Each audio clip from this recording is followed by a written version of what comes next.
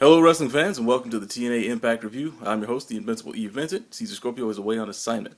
This show is brought to you by UnifiedWrestling.com. Every wrestler, all belts, one ring. Now, tonight's TNA Impact started off with a review of last week's match between James Storm and Jeff Hardy for the number one contender spot. Now, it also highlighted the interference that Bully Ray visited upon the match, and basically Sting's the declaration of this match being a no contest. Now, following that, the show started off basically where the last show stopped, with Jeff Hardy beating on Bully Ray backstage. This fight went from the backstage area out the back door and into the parking area, where basically Bobby Roode rolled up in a truck, and those two began to attack Jeff Hardy. And he was finally sort of saved by James Storm after they'd already thrown Jeff Hardy into the back of the truck. Now, by saved, I mean instead of beating on Jeff Hardy, the two of them teamed up and beat on James Storm. This went on for a little bit until Sting showed up with the baseball bat and basically cleared out Bobby Roode and Bully Ray. Now, following that, we went into the first match, which was a Knockouts Contenders match. This was Velvet Sky versus Tara versus Mickie James. This was for the number one spot, or the number one contender spot, rather, to go against Gail Kim at the Against All Odds pay-per-view that's coming up. Now, this match ended with Tara dropping Velvet Sky on top of Mickie James and then pinning Mickie James for the win. So Tara is up to go against Gail Kim at Against All Odds in a couple of weeks. This should be good because Tara, first of all, was one of the big champions of Gail Kim coming over to TNA Impact once she got free of her contract with WWE. So, and they were shooting back and forth about this during the show. Tara indicating that they have a history. Both previously were in WWE. Both previously were in TNA Impact, and they know each other's moves. So it ought to be interesting. So we'll see what happens with that. Now, following that, Sting, James Storm, and Jeff Hardy come out to the ring. Sting calls Bully Ray and Bobby Roode out to the ring, and before Sting can basically tell everybody what's going to happen, everybody starts fighting, and he breaks it up. Sting breaks it up. Him and the faithful baseball bat break it up, and 2 seconds later they start fighting again. And Sting finally, after breaking it up for a third time, he tells them, hey, listen, if you guys want to fight, we'll have a tag match tonight. As a matter of fact, it's going to be a tables match. And so the main event match is set up for tonight. And following that, we went into the X Division match. Now, this was between Zema Ion and Alex Shelley.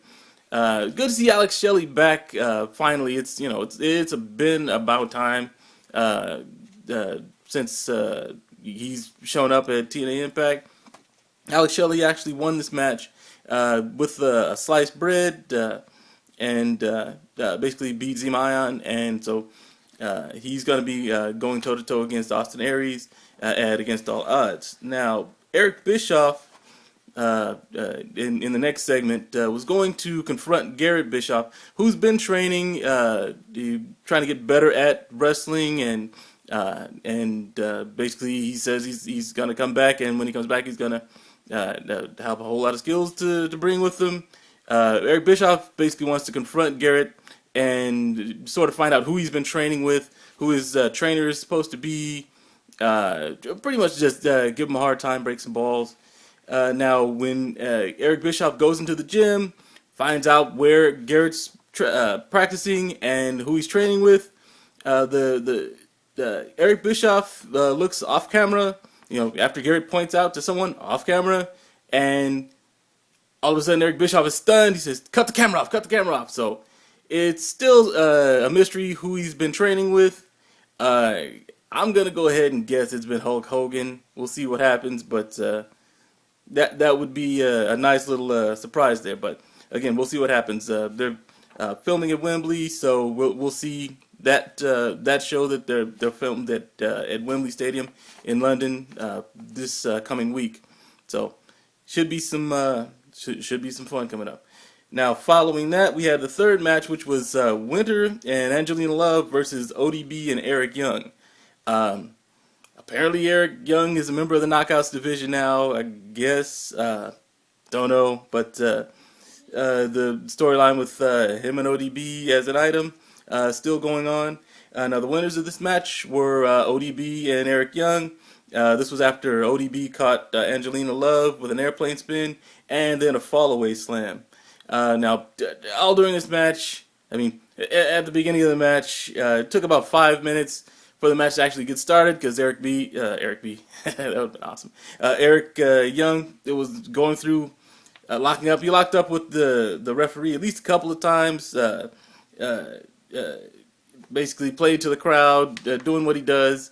A little bit is good, a lot of it is too much. So, they might want to cut back on it just a touch.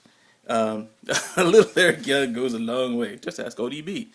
Yeah, I said that. Following that, we had match number 4, which was Samoa Joe versus Matt Morgan. This was a good match. Samoa Joe, I'm glad he's finally starting to get a little bit more time in the ring because they had him dying on the vine previously, and so it's good to see him getting a lot of action here.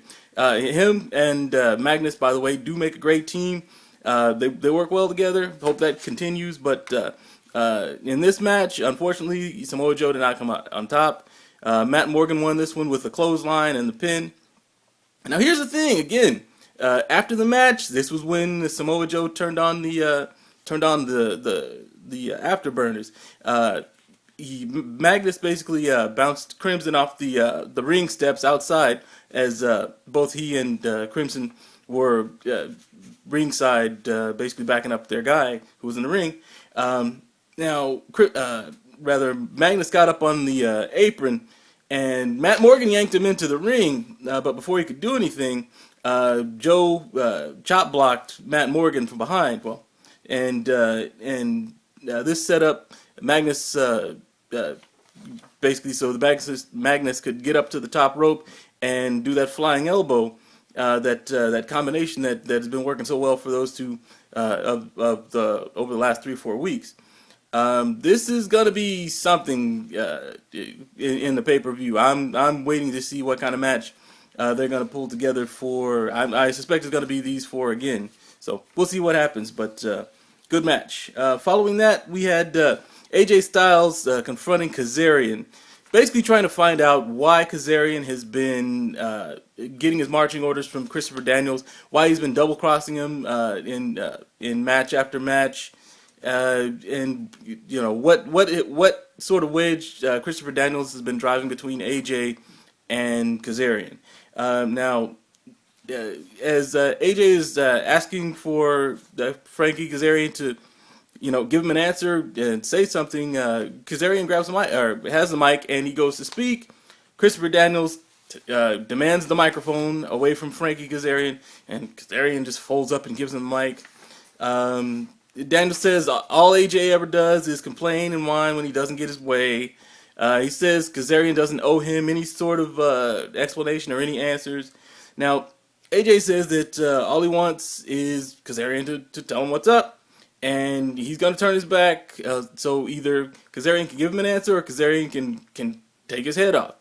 And, then he'll know if Kazarian is still, his friend or not. Christopher Daniels tries to take the cheap shot. AJ catches him coming in and basically kicks him back out of the ring. Now, Kazarian hesitates, or rather, AJ tells Kazarian at that point that he doesn't know what kind of hold that Daniels has over him, but if he comes in the ring, shakes his hand, they can put it past him, and AJ can go ahead and focus on Daniels. Kazarian gets in the ring, and he's about to shake AJ's hand, and again, Daniel shuts him up. Daniel says that he's going to go ahead and set up a match because he wants to have a match between AJ Styles and Kazarian at Against All Odds. So he basically volunteered Kazarian for that match. Still no answer as to what exactly is going on. They were supposed to go to Sting's office and set that match up. And, there's no big answer at this point where why Daniels is yanking Kazarian around like a puppy on a choke chain. But obviously, going towards against all odds, more should become clear, hopefully. Now, after that, we had the final match of the night. This was the tables match between Bully Ray and Bobby Roode versus Jeff Hardy and James Storm. Now, this wasn't really a match so much as it was a two-front war. This match went inside of the ring, outside of the ring. At one point, they brought the tables that were outside of the ring into the ring. This match basically ended after Jeff Hardy dropped the twist of fate on Bobby Roode and set him up on the table. And after that, James Storm jumped off the top rope and basically crushed Roode between the table and the floor for the match. Or rather, jumped on top of Bobby Roode and the table and crushed the table.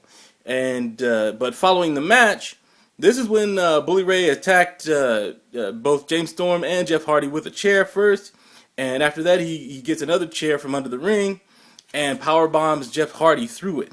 Now the show ends with Jeff Hardy basically just splayed out in the middle of the mat, and the EMTs are coming in to look at him, and that's where it ended.